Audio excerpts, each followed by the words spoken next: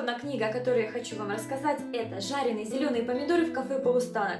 Пожалуй, самое длинное название, с которым мне приходилось иметь дело. Но, к счастью, сама книга Фенни Флэк читается достаточно быстро. Тот самый случай, когда в книгу я влюбилась по обложке и по отзывам на ее нарзаце. Спасибо большое этому видео за то, что она научила меня новому слову, поскольку до этого понятия не имела, что нарзац – это задняя часть форзаца. Кроме того, как оказалось, всю свою сознательную жизнь я неправильно ставила ударение в этом слове.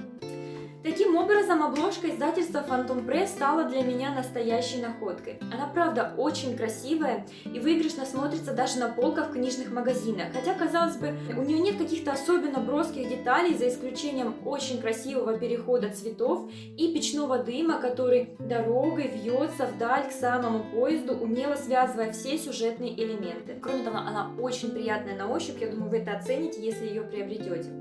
Таким образом, я считаю, что человек, который занимался разработкой данной обложки, заслуживает как минимум 10% успеха этой книги. Я, конечно же, не умаляю достоинства ее содержимого, и поэтому перехожу к его описанию. Есть у меня один маленький прием, с помощью которого я сама для себя определяю структуру сюжета. Читаю книгу и сравниваю его с какой-то геометрической фигурой или узором. Так вот, жареные зеленые помидоры для меня это четко коса, переплетение прядей прошлого и настоящего в единый жгут повествования. Она представлена в виде записи из старого дневника и воспоминаний пожилой мисс Вирджинии Тредгуд, 86 лет от роду, которая проживает в приюте для престарелых «Розовая терраса» и все никак не может понять, куда старушка, которую она каждый день видит в зеркале, дела ее саму, ту самую маленькую девочку, которой так нравится кататься на качелях. Старушка вовсе не спятила, и хотя время прилично изрыхлило ее тело, разум Вирджинии в полном порядке.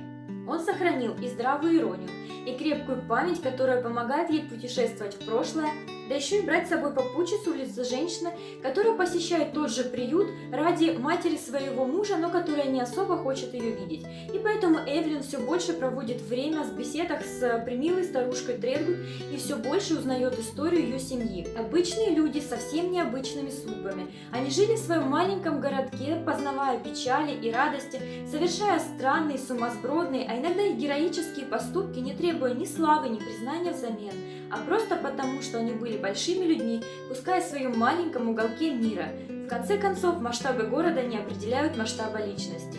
Они жили не по шаблонам, любили не по шаблонам, и в их семейном кафе «Полустанок» находилась еда и доброе слово для любого человека вне зависимости от цвета его кожи и полноты кошелька. В свое меню они добавляли и юмор, и помощь нуждающимся, хотя в их собственной жизни случались и трудные времена, и поступки, которые приводили на судебную скамью.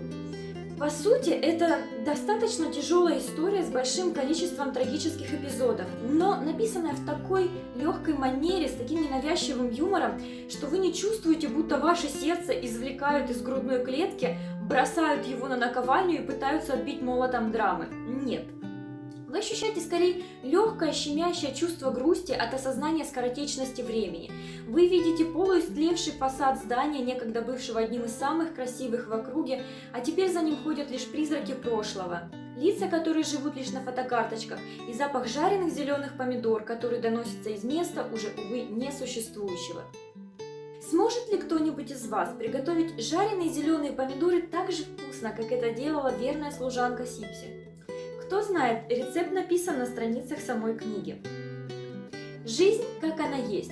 Вот главная красная нить повествования. Эта книга ничем не припудрена, в нее не вводили ботокс искусственного романтизма или напускной красоты. Она естественна, как сельская красавица, которую румянит работа и свежий воздух.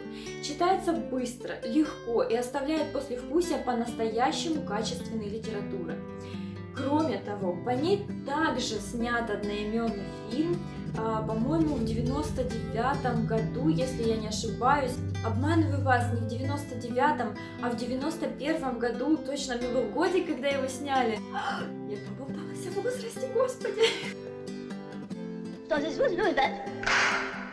И лента, по-моему, даже стала рекордсменом 90-х годов по соотношению заработка на каждый вложенный доллар. То есть на $1 они заработали целых 20.